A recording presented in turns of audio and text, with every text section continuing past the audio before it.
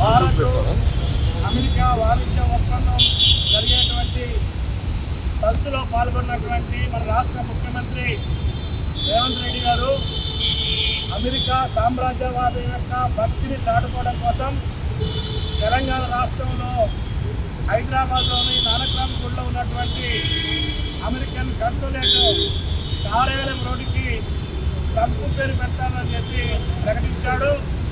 అఫీషియల్గా ఈ నెల 23వ తారీఖున ఆ రోడ్డుకి నామకరణం చేయబోతా ఉన్నారు. ఈ చర్యని సిఐటియు తెలంగాణ రాష్ట్ర కమిటీ కార్మిక లోకం తీవ్రంగా వ్యతిరేకిస్తుంది, ఖండిస్తుంది. ఈ యొక్క నిర్ణయాన్ని వెనక్కి తీసుకోవాలని చెప్పి కాంగ్రెస్ ప్రభుత్వాన్ని డిమాండ్ చేస్తూ ఉంది. ప్రపంచంలో అనేక దేశాల్లో మన భారతీయుల పేర్లు కూడా నోట్లకు పెట్టినటువంటి ఘటనలు ఉన్నాయి. ఈ దేశాల కోసం ప్రాణాలు త్యాగం చేసినటువంటి ఈరోజు సుభాష్ చంద్రబోస్ పేరు ఒక దేశం రోడ్డుకి పేరుగా ఉంది.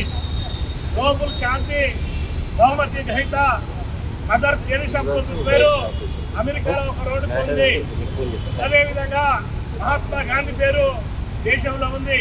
ఈ దేశానికి స్వతంత్రం తీసుకొచ్చినటువంటి వాళ్ళు, ప్రపంచానికి ఆదర్శంగా ఉన్నటువంటి వాళ్ళ పేర్లు రోడ్లకి పెడితే ఎవరికి అభ్యంతరం ఉండాల్సినటువంటి అవసరం లేదు.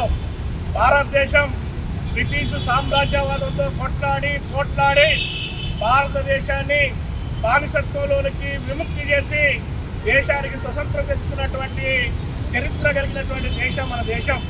మన దేశాన్ని ఈరోజు వలస దేశంగా, మన దేశాన్ని ఈరోజు అమెరికాకి అరుగులకి మడుగులు వచ్చేటువంటి దేశంగా ఈరోజు అప్పులు ఇచ్చి షరతులు పెట్టి మన దేశ ఆర్థిక వ్యవస్థని పీల్చి తిప్పి చేసి కొన్ని ఆర్థిక సంక్షోభం జరుగుతున్నటువంటి మరి ఈ అమెరికా సామ్రాజ్యవాదాన్ని ట్రంప్ని ఈరోజు ఒక కీర్తించే స్థాయికి ప్రభుత్వం రావడం అంటే ఇంతకంటే దౌర్భాగ్యం మనకు లేదు అనేటువంటి దాన్ని చెప్పదలుచుకుందాం.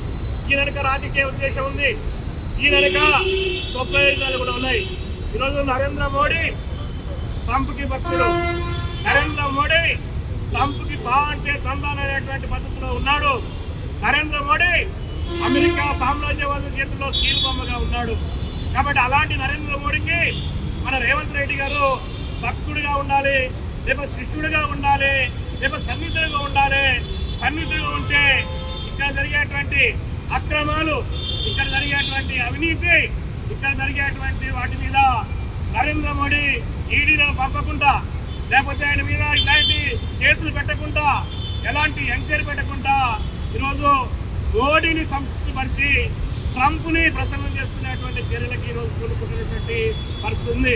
అంతేకాదు ఈరోజు ఆర్ఎస్ఎస్ సామ్రాజ్యవాదానికి హక్కులు చేసుకుంటా ఉంది, సామ్రాజ్యవాదాన్ని నెత్తిన పెట్టుకుని ఊరేగించుకుంటుంది.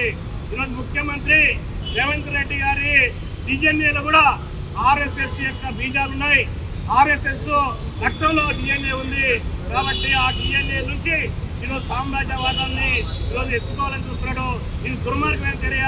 తక్షణమే నువ్వు చేసే నిర్ణయాన్ని వెనక్కి తీసుకుంటున్నావని చెప్పి ప్రకటించకపోతే 23వ తారీఖు రోజు నువ్వు ఆ రోడ్డు ప్రారంభాన్ని కూడా రాకుండా అడ్డుకుంటాం, జాగ్రత్త అని చెప్పి హెచ్చరిక చేస్తూ కార్మిక వర్గం ఇలాంటి సామ్రాజ్యవాద వ్యతిరేకమైనటువంటి పోరాటంలో భాగస్వాములు కావాలి.